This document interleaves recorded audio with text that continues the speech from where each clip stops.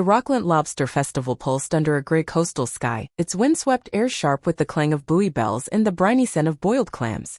A foghorn's low hum wove through the chatter of fishermen haggling over lobster traps and tourists snapping photos of weathered skiffs. Tessa Monroe, 27, knelt at her family's marina booth, her hands stained with grease as she tightened a bolt on a boat engine. Her steady movements a quiet testament to years of wrench work. The engine's hum smoothed under her touch, a small victory. Riley, her 15-year-old cousin, stood nearby, a wrench tucked in her belt, her curious eyes scanning the crowd. "That's slick, Tessa," Riley said, adjusting her cap against the drizzle. Tessa's lips quirked, a flicker of warmth in her guarded gaze. "Just needs a little coaxing," she replied, wiping her hands on a rag, her voice soft but sure, hoping her fix might earn a glance from her family. The Monroe Marina booth sat at the festival's edge, its tarp flapping under the weight of hand-painted signs and nets of cork floats. Tessa reset her tools, expecting a nod from her mother, Ellen, or a shared moment over their trade. Instead, Derek, her 29-year-old brother, dominated the booth, his reckless charisma drawing eyes as he pitched luxury yacht tours to a festival judge in a red windbreaker. His gestures were grand, promising sunset cruises for wealthy summer folk. Ellen stood beside him, her face glowing with pride. "Tessa, pass me that clipboard," she called without looking, her voice clipped. Tessa complied, but Ellen's eyes stayed on Derek's spiel. Her smile tight. Paul, Tessa's father, clapped Derek's shoulder, ignoring Tessa's quiet, "Hey, Dad." The dismissal hit like salt in a cut, raw and familiar. Riley's voice broke through, low but sharp. "Why's he getting your contracts?" Tessa's gaze drifted to the booth. Relatives swapping stories, uncles shucking clams, cousins tossing buoy rings. Her chest tightened, no room for her or Riley. Paul's whisper carried over the foghorn, "Tessa's too practical to dream big." Tessa froze, her fingers gripping the wrench's cool steel, Riley's frown mirroring her own. Ellen praised Derek's vision to the judge, oblivious to Tessa's presence. Tessa set a small brass bolt on the booth's corner, its polished gleam unnoticed amid Derek's glossy pamphlets. "Let's check the pier," she told Riley, her voice steady despite the ache, leading her to a bench by a lobster trap stack, its air thick with seaweed and salt. A memory surged, jagged as a rusted hull. Tessa, 19, rebuilding a dock after Derek's failed charter deal left clients stranded and piling splintered.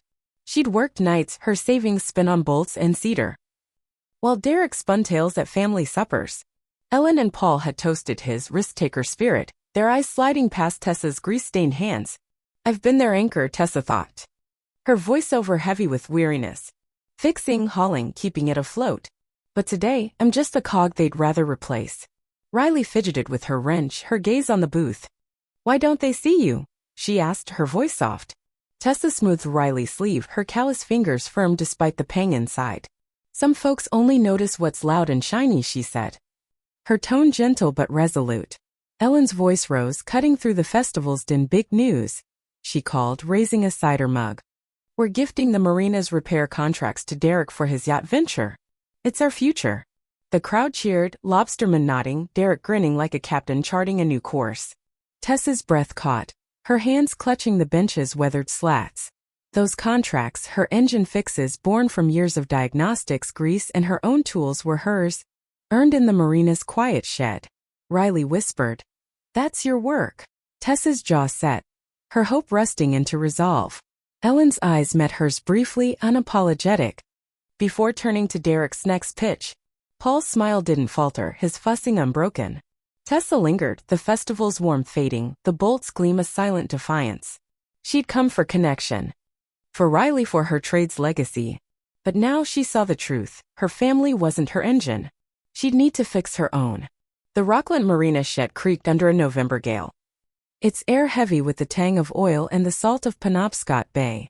Tessa Monroe, 27, stood by a workbench, her hands stained with grease as she guided Riley, her 15-year-old cousin, through spark plug maintenance on a trawler's engine. Riley's wrench turned with careful precision, her curious eyes fixed on the plug's threads. "Light torque," Tessa said, her voice steady, her focus a shield against the shed's clutter, stacks of Derek's glossy yacht brochures, promising Monroe luxury tours that mocked her trade. Riley's toolbox, open to a spark plug diagram, sat amid the chaos. Got it, Tessa, Riley said, wiping her brow. Tessa's nod was firm, but her phone buzzed in her overalls. A text from her mother, Ellen. Derek's venture needs you. Don't fail us. Tessa. Another followed. Step up. Tessa's grip tightened on a rag, her eyes on Riley's wrench. Good threads, she said, swiping the text away, her resolve hardening like steel. Derek's always been the flair, Tessa thought, her voiceover rough with memory. Big talk, no bolts. I've fixed his wrecks, but this time I'm holding my line. Her mind drifted to 5 years ago. When she was 22, repairing skiffs after Derek's canceled rentals left clients stranded and hulls cracked. She'd worked dawn shifts, her savings drained on gaskets, while Derek spun dreams at family clambakes.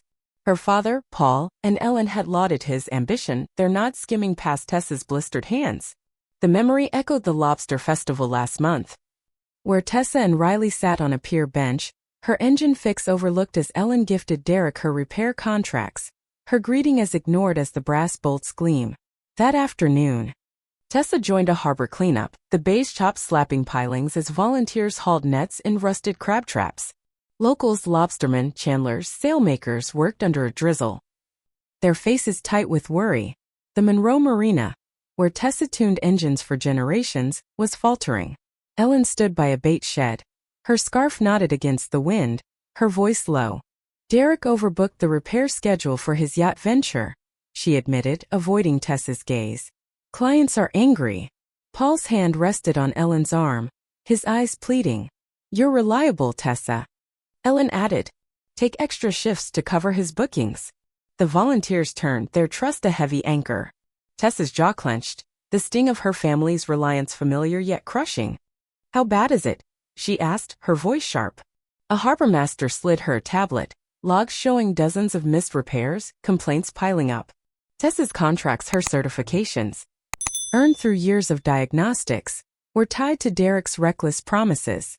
Her hands shook as she scrolled, the bay's foghorn doing little to dull her rising anger. Derek's overbooking was a betrayal. He'd gambled the marina's reputation to fund his ego, expecting Tessa to mop up. He used my certs, she said, her voice cutting through the harbor's hum. Ellen's gaze dropped, Paul's fingers fidgeted with his cap. I'll look into it, Tessa said, her tone clipped, buying time to process the theft. Back in the marina's office, she spread the logs across a desk, the lamplight stark. The bookings were a mess, linked to Derek's failing tourist empire. The marina, her grandmother Nora's legacy, teetered. And Tessa's certifications were the bait. Fury surged, but so did a fierce defiance. Derek hadn't just risked her trade, he'd stolen her name to do it. The next evening, Tessa drove to a coastal bonfire on a rocky beach, where waves crashed and embers sparked under a star-pricked sky. Logs glowed, casting shadows on relatives shucking oysters and tossing driftwood. Derek lounged by the fire, his reckless grin unshaken, his leather jacket swapped for a hoodie. Ellen and Paul sat nearby, sipping cider. Tessa didn't pause for small talk. She dropped the tablet beside Derek, its screen glowing with the logs damning data. You used my certifications without asking, she said, her voice low but searing. You're sinking the marina. Derek's smirk widened, his eyes glinting in the firelight. You're the grunt, Tessa, he said, shrugging. Keep the gears turning. Ellen sighed, staring at the waves. Paul muttered, don't be petty, Tessa. We're family. Tessa's fists clenched, the old pattern repeating. Her trade erased, Derek's carelessness excused. She thought of Riley turning spark plugs in the shed, trusting her to be more than the family's fixer. This isn't family, she said, her gaze locked on Derek's. It's a scam. She turned to her parents. And I'm done calling it loyalty. Ellen's mouth opened, but no words came. Tessa walked away, the bonfire's warmth fading, the bay's salt steadying her pulse. She returned to the marina, Riley's spark plug work still on the bench, a reminder of what she was fighting for. Derek's venture wasn't just a betrayal, it was a breaking point. Tessa would save the marina for Riley, for Rockland, for herself. The Rockland boat race roared under a February drizzle, Penobscot bays chopped glittering as skiffs and sloops sliced through the tide.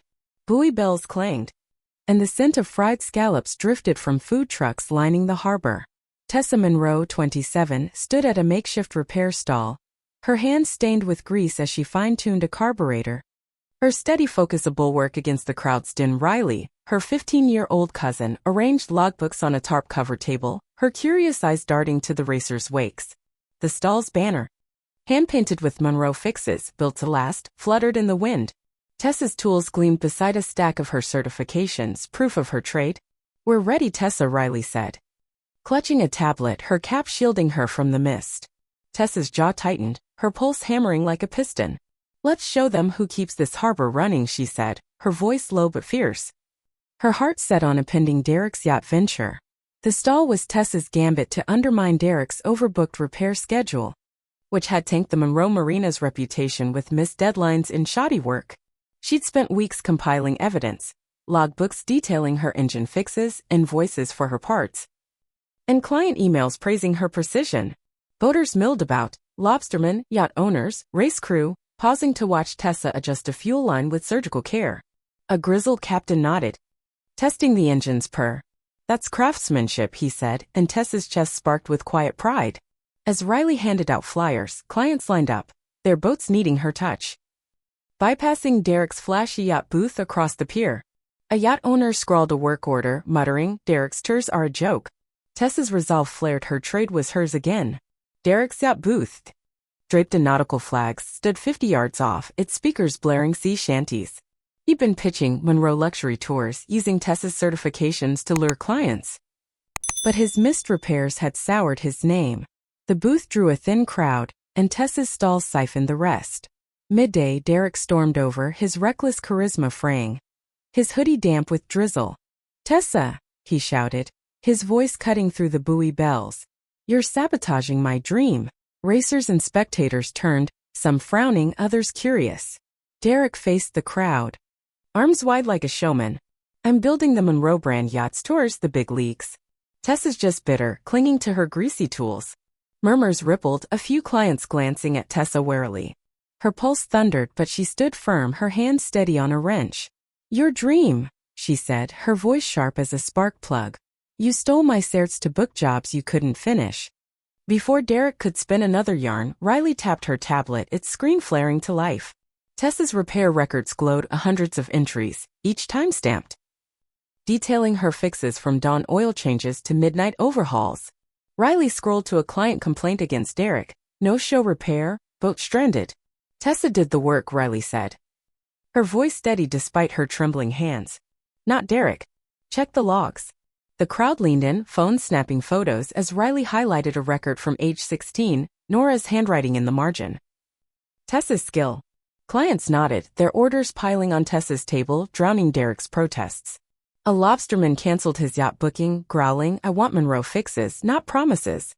Derek's grin cracked, his eyes darting to his booth. Tessa handed Riley a logbook, her voice low. "Show the last page." The tablet displayed an email from a harbor board, confirming Tessa's sole certifications after her pro bono lawyer, a contact from a boaters guild, flagged Derek's misuse. The crowd buzzed, but the triumph was bittersweet. The marina's unpaid bills loomed, demanding new funds. As the race's horns blared, Tessa's phone lit with texts from Ellen and Paul. "You're disloyal. You broke our future."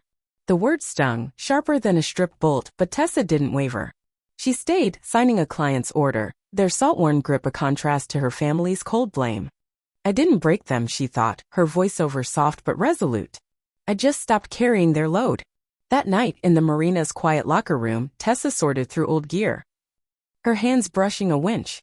A rusted locker, tucked behind a pile of life vests, caught her eye. She pried it open, her breath catching at a worn wrench, its handle smooth from use. Nora's initials etched into the steel. Below them, faint but clear. "Fix your own path, Tessa." Her fingers closed around it, a tear tracing her cheek as the wrench's weight steadied her. Nora had seen her dawn diagnostics, her patient tweaks, her love for engines when her family turned away. Derek's theft had pushed her to this edge, but Nora's legacy gave her the torque to stand. The wrench's engraving charted a course Tessa could follow, not for her family, but for Rockland. Riley's courage, the client's trust, the shed's oil scent, they were her bearings now. Tessa rose, the wrench in her hand, her defiance a polished crank. Her family's scorn and Derek's fall were heavy, but she wouldn't bear their weight anymore. She'd fight for the marina, for Riley, for the path Nora had fixed for her all along. June's coastal sun bathed the Rockland marina, now reborn as a mechanic training school. It still beams alive with the clink of wrenches and the tang of motor oil. Tessa Monroe, 27, stood by an engine bay, her hands stained with grease sorting donated spark plugs. Her hazel eyes warm as she watched Riley, her 15-year-old cousin, guide apprentices through a fuel pump rebuild. Riley's toolbox, open to a carburetor sketch, rested on a bench slick with polish. "Keep the seals tight," Riley told a teen, her voice steady. Tessa's heart lifted, her gaze sweeping the school's pulse. Toolkits lining workbenches, engine hoists humming in a corner. Nora knew families forged, not owed, Tessa thought, her voiceover soft and sure. "And I'm building mine here." The training school was Tessa's answer to the marina's near collapse under Derek's overbooked yacht venture, a legacy crafted with skill rather than his empty promises. Rockland had rallied, lobstermen donated gaskets, sailmakers hauled tool chests, and kids painted murals of skiffs on the walls. Mr. Shaw, a local welder with a gravelly laugh and salt and pepper beard, tuned a welding torch, ribbing Riley about her pump's alignment. But amid the growth, a postcard arrived from Paul. Its edges damp with sea air, family lobster bake, Saturday. "Let's heal." Tessa's chest tightened, a flicker of hope stirring despite Derek's theft and her parents' disloyal texts after the boat race. Maybe they'd value her now. With Riley's cautious nod, she went. The Monroe family lobster bake sprawled across a rocky beach, the air thick with boiled lobster and the crackle of a driftwood fire. Derek lounged by a cooler, his reckless charm faded, his hoodie stained with butter. Ellen and Paul hovered near him, their smiles strained. "Tessa," Paul began, his voice tentative, "we want to start fresh." Before Tessa could speak, Derek leaned in, his grin sharp. "Your training school's neat, Tessa. I inspired it, pushed you to think bigger." Tessa's breath caught, disgust rising like oil in a clogged line. He hadn't inspired her, he'd stolen her certifications, tanked the marina, and stood by as Ellen dismissed her. Ellen nodded as if Derek's lie held weight. "We're all proud," she said, blind to the betrayal. Tessa stepped back, the fire snap harsh against the waves. "You didn't push me," she said, her voice low but firm. "You broke what I built. And I'm done calling it family." Paul's eyes widened, Ellen's hands clutched her scarf, but no one spoke. Tessa turned away, the beach's salt breeze cooling her face, the scent of tide and cedar grounding her. She returned to the training school where Riley and Mr. Shaw were tweaking a propeller under floodlight glow. "How'd it go?" Riley asked, her sketchbook tucked under her arm. Tessa shook her head, her smile steady. "Not my engine anymore." "You are." In the school's tool shed, Tessa mounted Nora's wrench on a pegboard wall. Its engraved words, "Fix your own path, Tessa," a quiet anchor. Mr. Shaw steadied the mount, his nod a solid brace. Riley added a brass bolt beside it, her hands dusted with grease. The training school wasn't just a marina. It was a family, forged with those who saw her. Tessa looked out at the bays. Wrenches turning, engines purring, apprentices swapping tips over a rebuilt motor. Her family's shadow dissolved here. She was oiling a new hinge, and that was enough. A year after the boat race, the Rockland Mechanic Training School hummed under an August coastal dawn. Its steel beams aglow with the clink of wrenches and the tang of motor oil. Apprentices tuned engines in open bays, their hands steady while hoists whirred in a sunlit corner. Tessa Monroe, 27, leaned against a workbench, her hands stained with grease at rest, her hazel eyes tracing the school's rhythm. Riley, her 15-year-old cousin, now poised, taught teens to adjust fuel lines. Her toolbox open to a valve sketch, her voice clear. That morning, Rockland had gifted Tessa a sign above the entrance. Tessa Monroe, anchor of skill, its cedar letters weathered like driftwood. Tessa's chest warmed not with pride, but with the quiet strength of a well-timed engine. "I thought family was what you're tied to," her voiceover murmured, calm and sure. "Now I know it's what you forge." A young apprentice, his overalls smudged with grease, nodded toward Nora's wrench, mounted on the school's pegboard wall. "What's that mean, Tessa?" he asked. His eyes bright. Tessa's smile deepened, her fingers brushing the wrench's engraved handle. "It's about fixing your truth," she said, her words a polished bolt of hard-won clarity. The apprentice nodded, returning to his carburetor, as if the answer had sparked a new gear. A memory flared, Tessa, 14, tuning an engine with Nora under starlight. Their laughter mingling with Penobscot Bay's waves, Nora calling her, "my mechanic." In the present, Tessa's gaze held firm, anchored by that bond. Her phone buzzed, a text from Derek. "Sorry, Tessa. Can we talk?" The words were flimsy like a stripped screw. She deleted it, her finger swift, and turned to Riley and Mr. Shaw, who welded a frame nearby, his beard catching the light. The school stretched before her, engines purring, tools gleaming, apprentices swapping tips over a rebuilt motor. Riley waved, her sketchbook close, while Mr. Shaw's nod was a steady crank. Tessa no longer needed her family's validation. Ellen and Paul's silence since the lobster bake, Derek's vague apology, they were scraps of a hull she'd outrun. She wasn't stalled. She was running. The bay salt breeze drifted through the open bays, carrying the scent of tide and steel. Tessa stood rooted, the training school wrapping around her. The sign, the apprentices. The engines, they were her legacy, forged with those who valued her. "I'm here," her voiceover sighed, a note of triumph. "And I'm whole."